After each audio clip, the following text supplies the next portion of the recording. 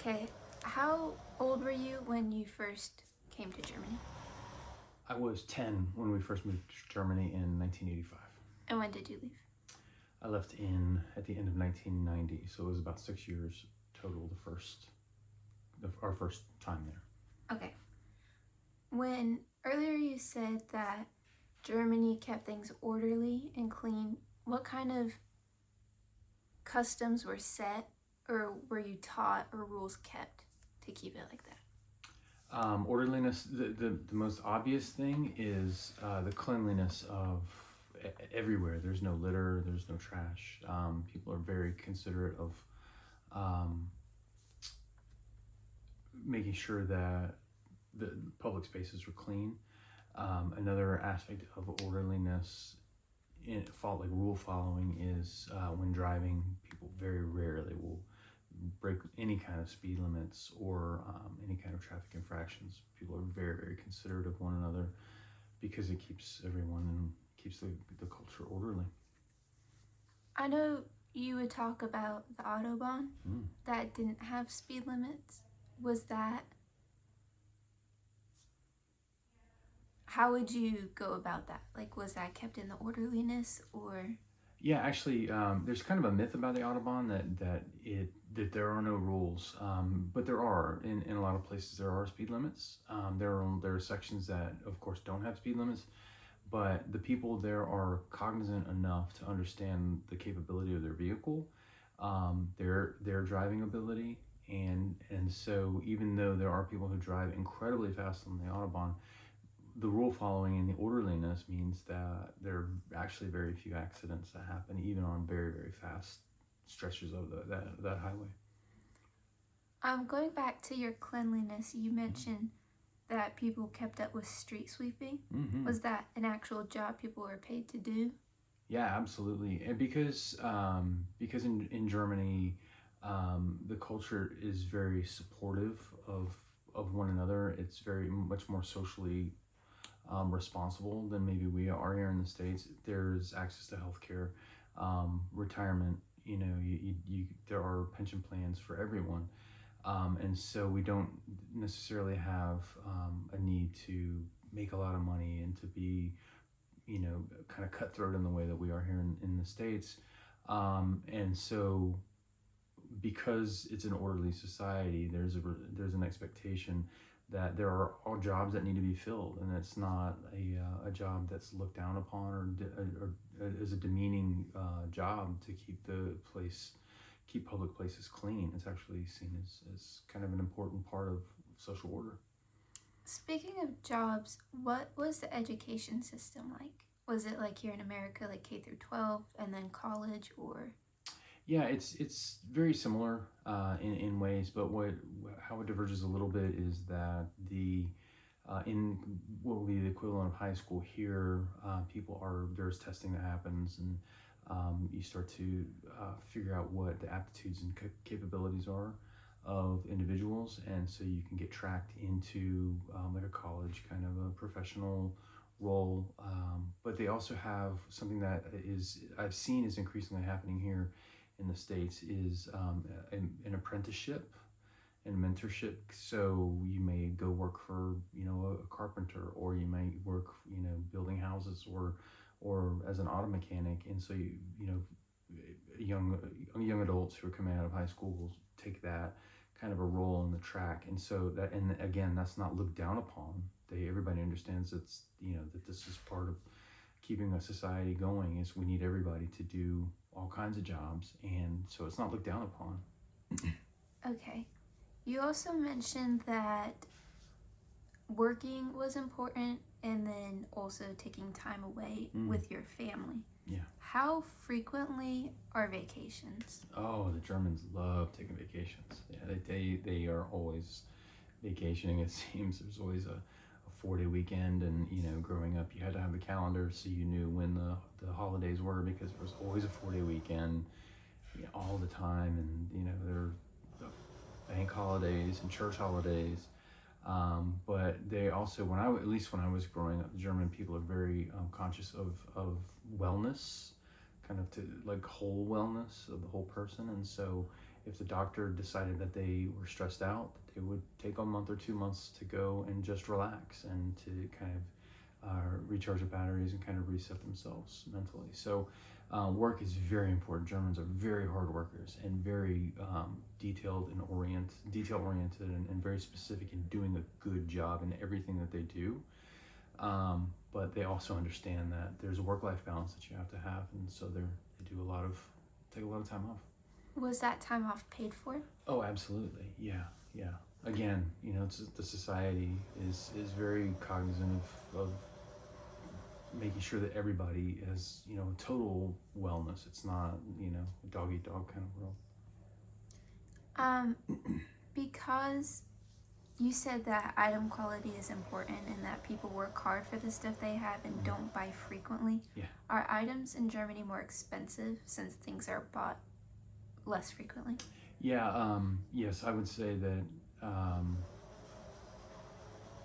most durable goods are fairly expensive, but again, they're very well maintained, and so like clothes will be worn for a long time, but they take very good care of the clothes that they wear, and vehicles are very well maintained, and houses are very well maintained. So there's an expectation that you're not just going to buy something and get rid of it like we might here in the States, although that may have changed since with globalization.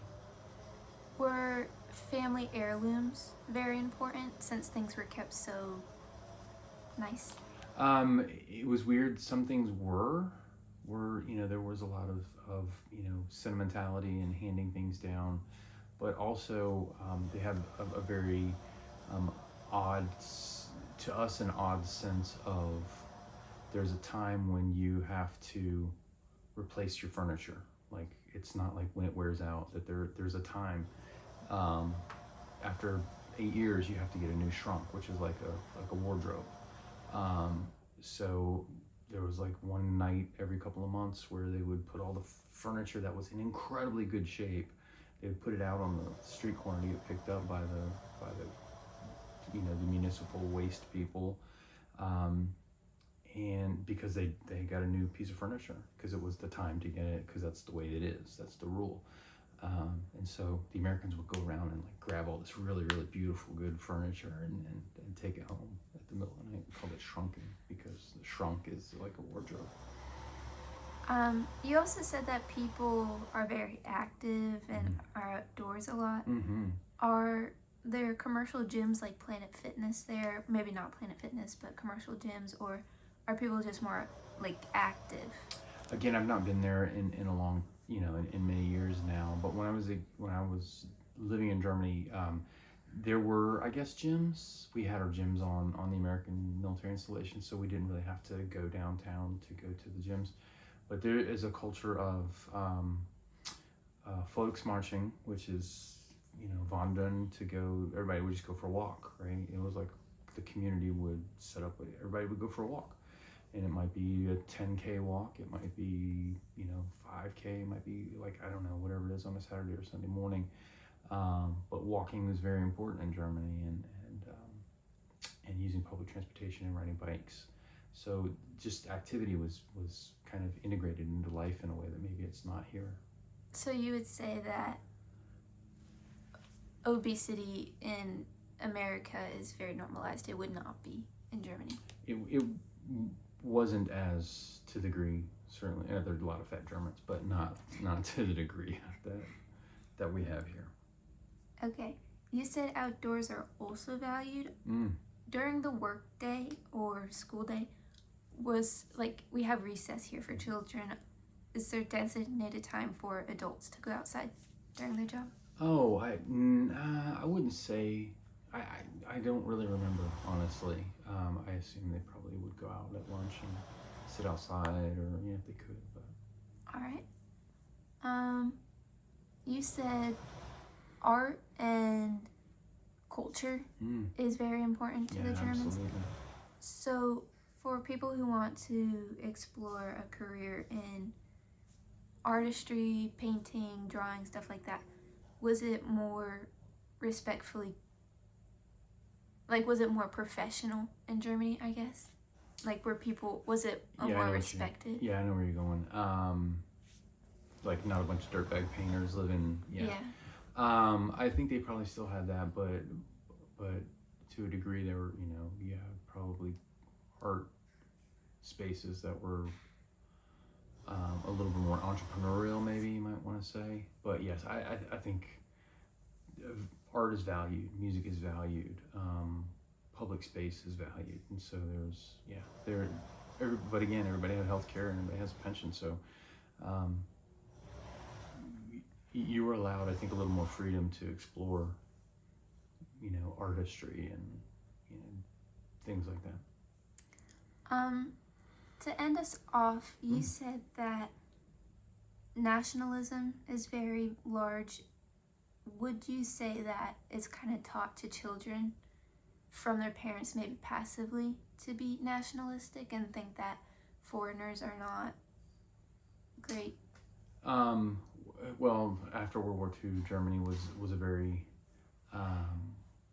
it was a very confusing place for many people because there was a lot of national shame about what had happened during the war, and so there were laws that come into place where you very strict rules about what you can and can't say, particularly about like anti-Semitic language. Absolutely no Nazi paraphernalia at all. You go straight to jail. So there's a lot of almost fear of being nationalistic to a degree, but I think that it kind of was always underneath. It was kind of an undertone in the culture.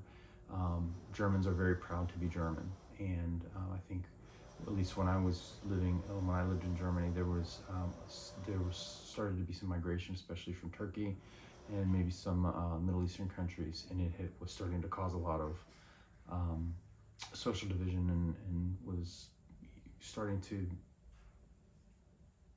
you could see more of a rise in nationalism of Germany is for Germans and not for the what they call the Ausländer, the people from outside, foreigners.